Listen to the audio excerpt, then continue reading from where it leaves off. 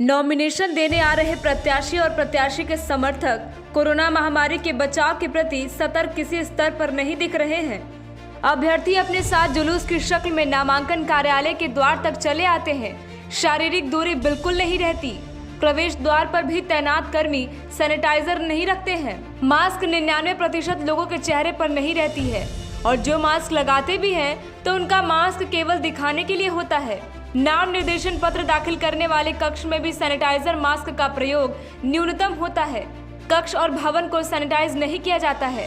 भीड़ होने के बावजूद थर्मल स्कैनिंग की सुविधा नहीं है। इससे बचाव के संबंध में किसी प्रकार का प्रचार प्रसार भी सुनाई नहीं पड़ता है। ब्लीचिंग पाउडर, चूना तक का छिड़काव मुख्य सड़क से पुराने प्रखंड कार्यालय होते हुए नामांकन कक्ष भवन के प्रवेश द्वार तक कहीं भी दिखाई नहीं पड़ता है। शासन आमजन चुनाव लड़ने के इच्छुक अभ्यर्थी किसी में भी कोरोना महामारी से बचने के लिए दिए गए दिशा निर्देश का अनुपालन होता नहीं दिखता है।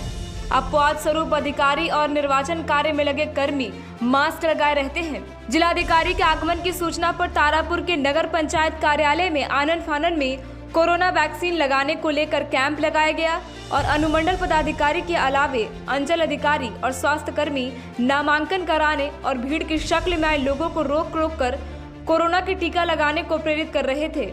लेकिन ज्यादातर लोगों के पदाधिकारी को ये कह दिया जाता था कि हमने टीका लगवा लिया है, जिसके बाद पदाधिकारी के पास कोई जवाब नहीं रहता था, क्योंकि वो उन्हें उस वक्त कह नहीं पाते थे कि हमें टीका लेने के बाद प्रमाण पत्र आता है, उसे दिखाएं। यानी कुल मिलाकर ये कहा जाए कि कोरोना को लेकर किसी भी प्रकार से ना तो अधिकारी और ना ही जनप्रतिनिधि और उनके समर्थक सतर्क हैं।